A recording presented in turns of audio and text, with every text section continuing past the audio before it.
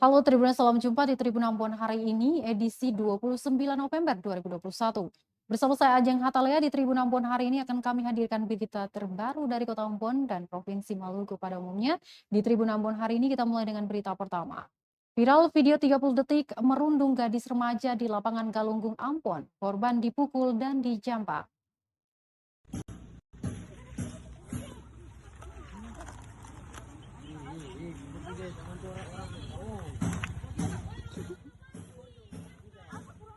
Sebuah video aksi perundungan di Ambon tengah viral di media sosial. Video berdurasi 30 detik itu menunjukkan seorang gadis mendapat perundungan. Ia mendapat tindakan kekerasan oleh sekelompok remaja putri yang lain dengan lokasi diketahui berada di area lapangan sepak bola Hatukau Galunggung, Kecamatan Sirimau, Kota Ambon. Video tersebut viral usai disebarkan melalui sosial media WhatsApp pada Minggu 28 November 2021 malam. Dalam video itu terlihat jelas seorang remaja perempuan berpakaian abu-abu memukul hingga menjambak perempuan berpakaian hijau. Beberapa kali remaja perempuan berpakaian hijau dijambak hingga terpelanting ke tanah. Perundungan dilakukan tepat di depan sebuah mobil truk berwarna merah bernomor kendaraan DE 8327AA. Melihat hal tersebut, remaja perempuan lainnya hanya asik menonton dan tak memisahkan keduanya. Belum diketahui pasti identitas remaja perempuan yang melakukan perundungan tersebut. Menurut seorang saksi, Erna saat melintasi kawasan Galunggung yang melihat tindak perundungan tersebut. Tak mau ikut campur, Erna lantas berlalu begitu saja. Hingga berita ini dibuat, belum diketahui pasti penyebab tindak perundungan yang dilakukan sejumlah remaja perempuan tersebut.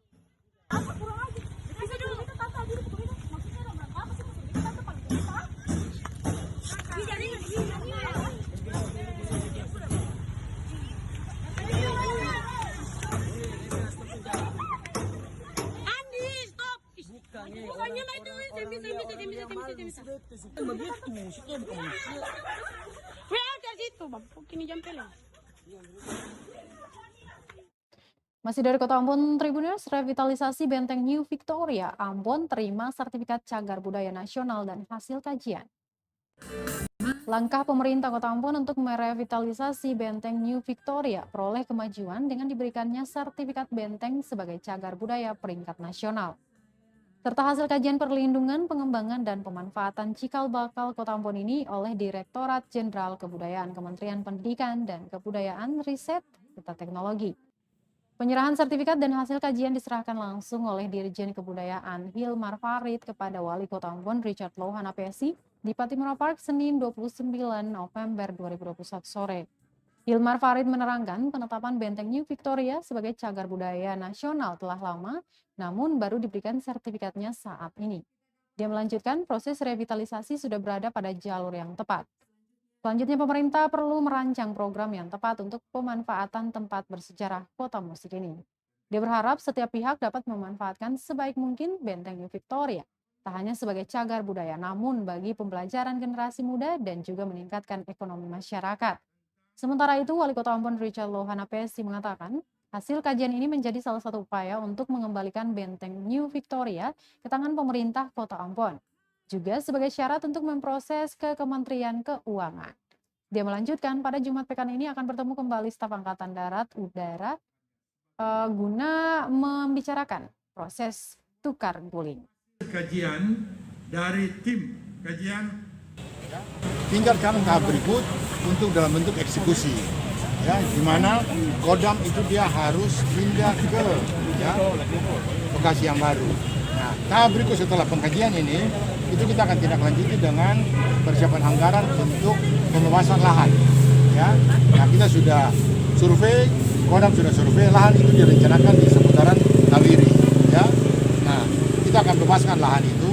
Dari setelah lahan itu dibebaskan, baru mulai kita dengan proses pembangunan. Nah, proses pembangunan itu yang kita lobby untuk masuk pada APBN ke Kementerian Keuangan. Ya, nah kajian ini dia sangat penting sekali untuk menjadi alasan, ya, baik politis maupun alasan administrasi kepada kementerian. Ya, untuk itu kira-kira begitu. Victoria sebagai cagar budaya peringkat nasional. Ya. Karena sebetulnya sudah ditetapkan lebih dulu, tapi karena baru sekarang ada kesempatan jumpa langsung dengan Pak Wali secara fisik, jadi kita lakukan pada hari ini. Dan ini tentu adalah satu peristiwa yang sangat signifikan gitu ya, karena penetapan sebagai cagar budaya peringkat nasional ini artinya akan besar sekali bagi pelestarian cagar budaya khususnya di Kota Ambon. Itu acara pertama. Acara kedua tadi kita saksikan ya, sama-sama kita membuka nama-nama dari 30 pahlawan dan juga monumen Patimura yang dibuat oleh pemerintah Kota Ambon, dan saya kira ini juga pasti kontribusinya penting sekali khususnya untuk anak-anak ya, yang mungkin sekarang kesulitan untuk cari informasi mengenai sejarah, siapa pahlawannya. Nah, semua ini sekarang dihadirkan dalam kesatuan dan menjadi tugas kita semua ya untuk meneruskan informasi ini kepada anak-anak sehingga nanti bisa bukan hanya belajar menghafal namanya, tapi juga tahu apa yang dilakukan oleh para pejuang itu di bidangnya masing-masing.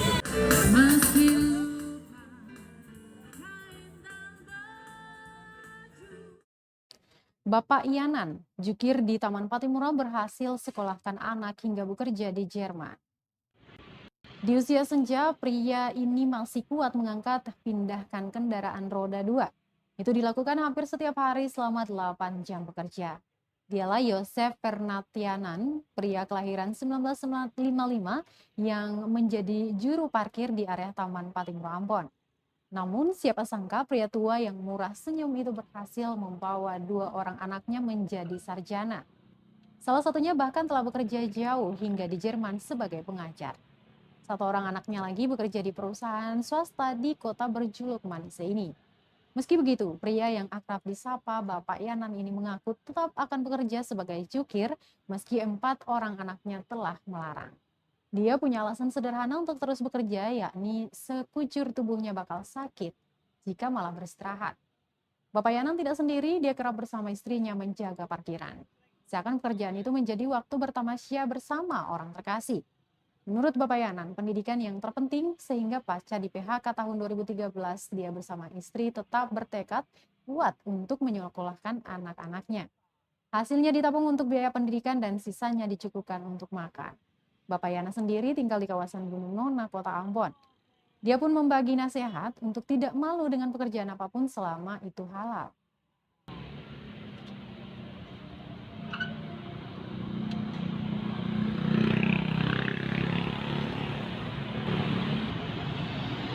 Mana ada berapa yang berhasil, berapa yang ini?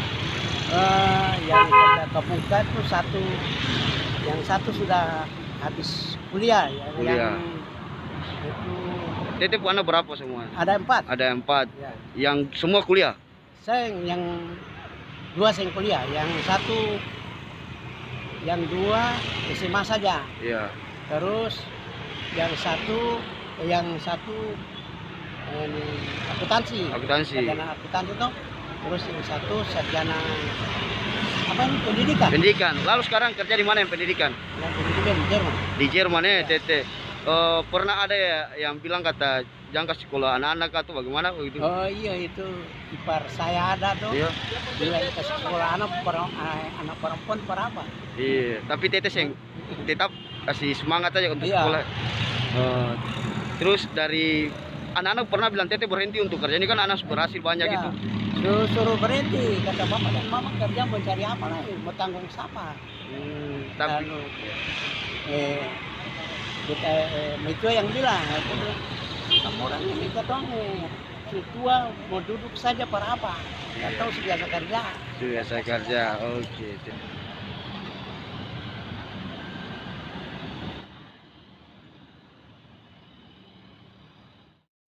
Baik Tribuners, dari Kota Ambon kita ke Kabupaten Buru. Warga dan petugas BPBD bahu-membahu bersihkan pohon tumbang di Namlea, Pulau Buru. Petugas Dinas Badan Penanggulangan Bencana Daerah atau BPBD Kabupaten Buru dibantu warga setempat membersihkan batang pohon yang tumbang pada Minggu 28 November 2021 pagi. Pantauan tribunambon.com di lokasi, sejumlah warga dan petugas bahu-membahu membersihkan pohon tumbang yang menutup ruas jalan. Batang pohon tumbang tersebut dipotong menggunakan mesin sensor dan parang. Kemudian sebagian warga bertugas mengangkat bekas potongan pohon dengan gerobak. Hingga kemarin proses pembersihan masih dilaksanakan dan pohon tersebut belum sepenuhnya dibersihkan dari badan jalan.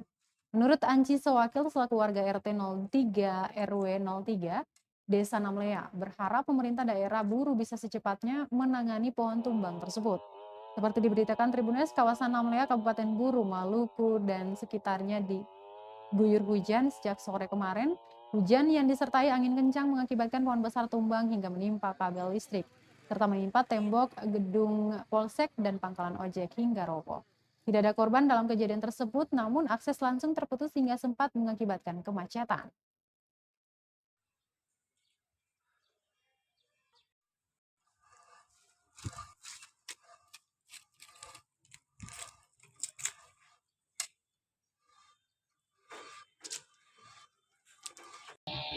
Kalau minta tanggapan dari masyarakat tentang penanganan pohon yang rubuh ini yang diharapkan dari masyarakat kan kalau boleh dari Pemda itu dipercepat karena jalur umum untuk ke jalan raya ini di 3 hari ini macet.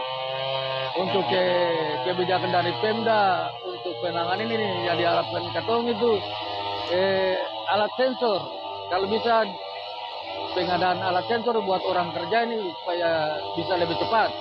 Untuk itu bekas-bekas pemotongan batang-batang pohon ini kalau bisa dipercepat untuk di pembersihan toh.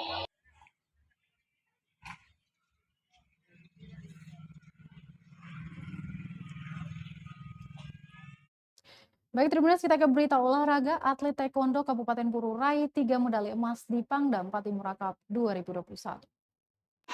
Prestasi ditorehkan oleh atlet muda taekwondo Kabupaten Buru.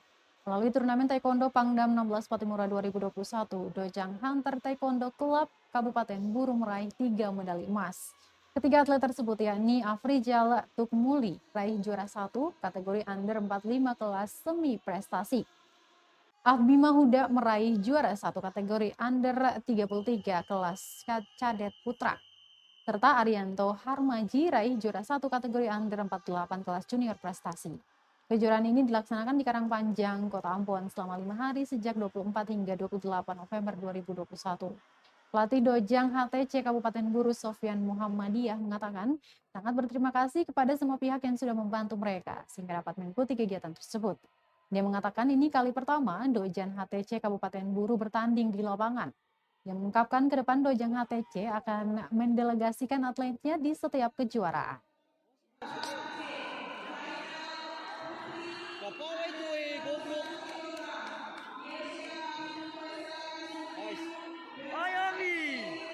Bakar dia. Angkat di muka saya, angkat di muka.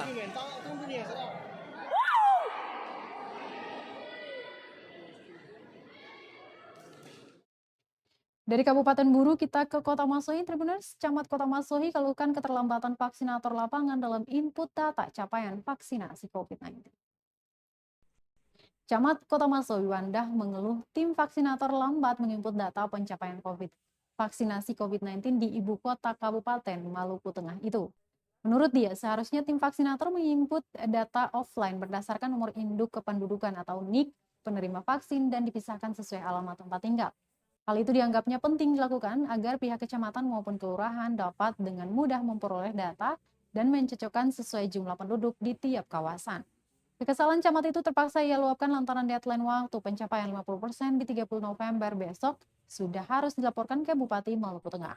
Camat menambahkan berdasarkan data Pusdatin Kemenkes yang dimuat dalam aplikasi Primary Care atau P-Care, Dinas Kesehatan Maluku Tengah itu menyebutkan target vaksinasi khusus Kota Masohi sebanyak 17.827, sedangkan yang baru menerima vaksin dosis pertama sebanyak 3.459. Artinya belum mencapai 50% target tersebut.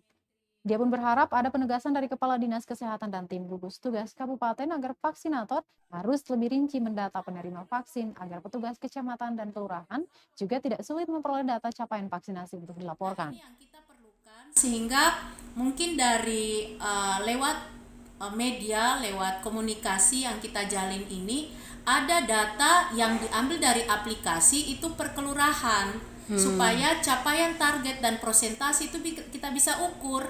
Nah, kita sudah jalan di semua kelurahan untuk vaksin. Tetapi lagi-lagi besaran itu hanya harian secara manual. Untuk besaran persentase itu hanya besaran persentase per PKM, tapi untuk kelurahan sendiri itu tidak ada. Nah, ini yang menjadi kendala bagi kami, dan mudah-mudahan lewat kegiatan seperti ini itu data dari vaksinator yang tahu besaran itu seperti apa. Kan ini sudah update data aplikasi.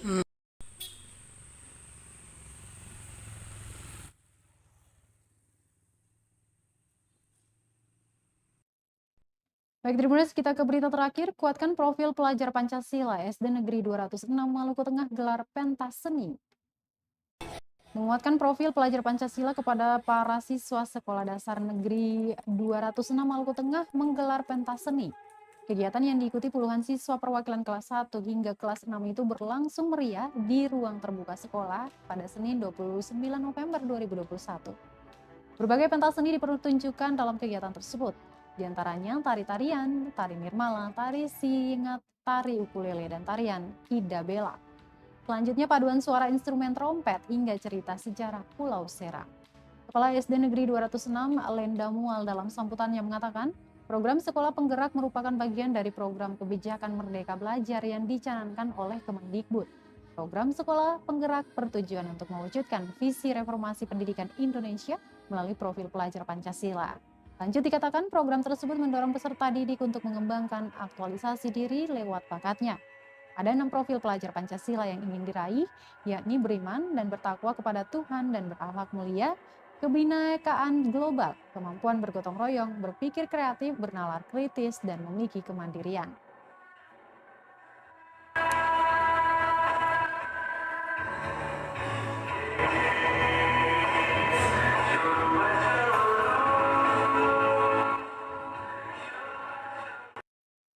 Baik, Tribuners, berita tadi sekaligus menutup perjumpaan kita di Tribun Ambon untuk edisi hari ini, 29 November 2021. Terus update berita terbaru di portal kami www.tribunambon.com. Follow juga akun Instagram kami di Tribun Ambon. Saya Ajeng Hatalaya beserta tim redaksi yang bertugas mengucapkan terima kasih. Kita jumpa besok. Amato. Terima kasih sudah nonton. Jangan lupa like,